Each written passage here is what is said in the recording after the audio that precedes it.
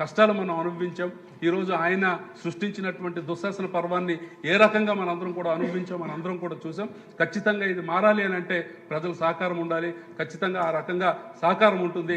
చంద్రబాబు నాయుడు గారి నాయకత్వంలో ఈ రాష్ట్రం మళ్ళీ ముందుకెళ్తుంది. ఆ భగవంతుడు ఆయనకి ఆయుష్ ఆరోగ్యం ఇవ్వాలని కోరుకుంటూ గవర్నర్ గారి ప్రసంగం మీద ధన్యవాదం తెలిపినందుకు, నాకు అవకాశం ఇచ్చినందుకు ప్రత్యేకమైనటువంటి ధన్యవాదాలు తెలుసుకుంటూ సెలవు తీసుకుంటాను.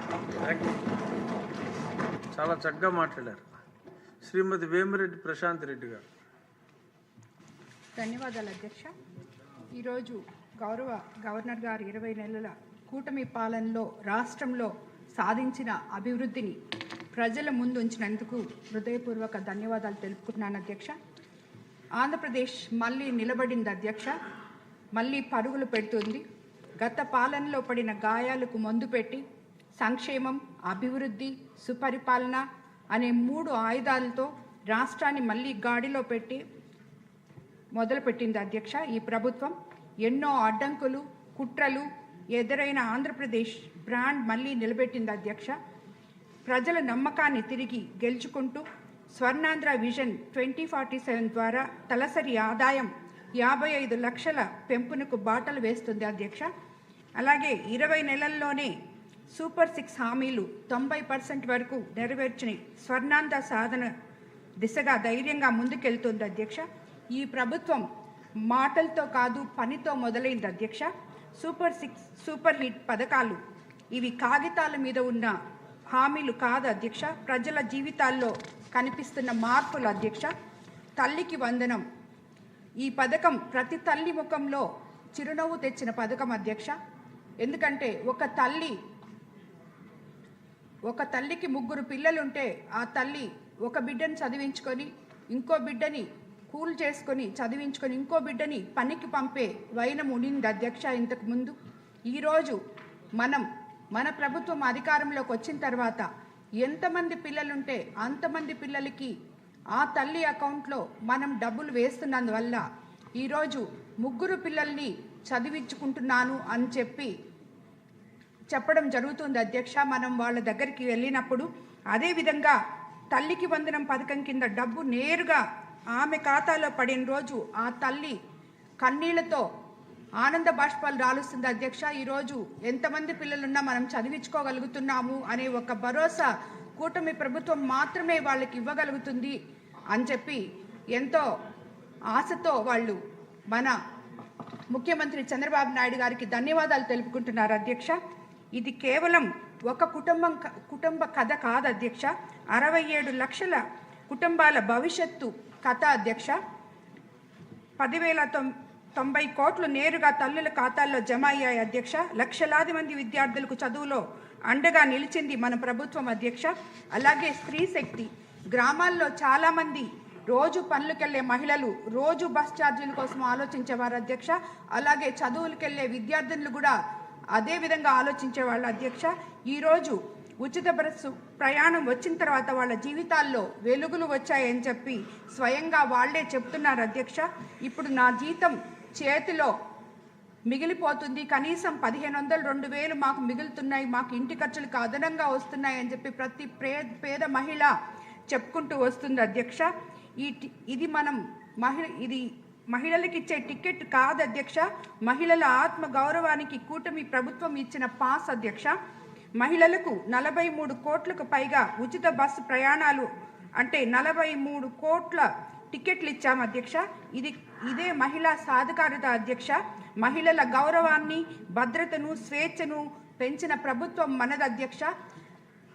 అదే గత 5 సంవత్సరాల్లోనే కాకుండా తిరిగి ఇప్పుడు కూడా మనము ఏ రకంగా మహిళల భద్రతని, భవిష్యత్తుని ముందుకు తీసుకెళ్లాలని చూస్తున్నారో మన ముఖ్యమంత్రి చంద్రబాబు నాయుడు గారు, ప్రతిపక్ష పార్టీ వాళ్ళు ఏ రకంగా మహిళల్ని కించపరచాలో దాని గురించి వాళ్ళు ఆలోచిస్తున్నారు అధ్యక్ష. ఇది మన దురదృష్టం అధ్యక్ష. అలాగే దీపం పథకం 2 ఉమ్మడి ఆంధ్రప్రదేశ్లో 1999వ సంవత్సరంలో దీపం పథకం కింద కట్టెల పొయ్యికే పరిమితమైన ప్రజలకు గ్యాస్ సిలిండర్లు పరిచయం చేసి ప్రోత్సహించిన ఘనత ముఖ్యమంత్రి చంద్రబాబు నాయుడు గారిది అధ్యక్ష. ఇప్పుడు దీపం 2 పథకం కింద ఏడాదికి 3 ఉచిత గ్యాస్ సిలిండర్లు ఇప్పటి వరకు 3.64 కోట్ల సిలిండర్లు పంపిణీ చేయడం జరిగింది అధ్యక్ష. ఫిబ్రవరి 8, 2026 వరకు 2,891 కోట్ల వ్యయం చేయడం జరిగింది అధ్యక్ష.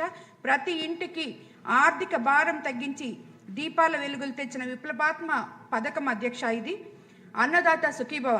ఈ అన్నదాత సుఖీభవలో మనం రైతన్న సంక్షేమమే రాష్ట్ర అభివృద్ధికి పునాది అని నిరూపిస్తున్నది ఈ ప్రభుత్వం. అంటే ఒక్క అన్నదాత సుఖీభవ అకౌంట్లలో వేయడమే కాదు అధ్యక్ష, మనం వాళ్ళకి రైతన్నలకు అందరికీ కూడా ఎలక్షన్ ముందు ఏదైతే చెప్పామో ల్యాండ్ యాక్ట్ రద్దు చేస్తామని, అది రద్దు చేసి ఈరోజు ప్రభుత్వ రాజముద్రతో మనం పట్టాదారు పాసు పుస్తకాలు రైతులకు అందియడం వాళ్ళ కళ్ళల్లో వెలుగులు చూస్తున్నాం అధ్యక్ష. అదే కాకుండా నీటి సంఘాల అధ్యక్షుల విధానాన్ని గత ప్రభుత్వం పూర్తిగా విస్మరించిన అధ్యక్ష. తిరిగి మనం నీటి సంఘ అధ్యక్షుల్ని నియమించి ఎప్పుడో తవ్వకుండా 20 సంవత్సరాల నుంచి 10 సంవత్సరాల నుంచి తవ్వకుండా ఉన్న కాలువలన్నీ వాళ్ళ ద్వారా ఈరోజు మనం తిరిగి తవ్వించి రైతుల కళ్ళల్లో ఆనందం వెలుగులు చూస్తున్నాం అధ్యక్ష. అలాగే 46 లక్షల రైతులకు రెండు విడతల్లో 6,310 కోట్లు నేరుగా ఖాతాల్లో జమ చేసి వాళ్ళకి ఆసరాగా నిలబడడం జరిగింది అధ్యక్ష. అలాగే ఎన్టీఆర్ భరోసా, అవ్వాతాతలకు ఇచ్చిన పెన్షన్ మా నియోజకవర్గంలో ఎంతోమంది అర్హత కలిగిన ఈ పెన్షన్దారులు అందరూ కూడా అధ్యక్ష 1వ తేదీ వస్తే అవ్వాతాతల దగ్గర నుంచి ఎవరికైతే అర్హత ఉందో వాళ్ళందరూ కూడా ఎంతో ఆశతో ఎదురు చూస్తున్న పెన్షన్ అధ్యక్ష.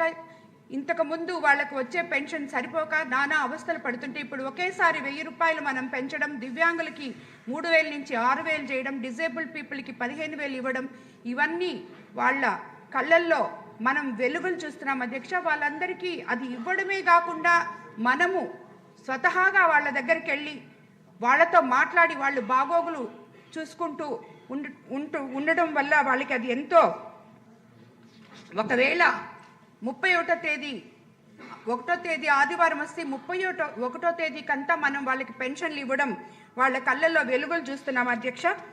అలాగే ఇది ఒక వృద్ధురాలి కథ కాదు అధ్యక్ష.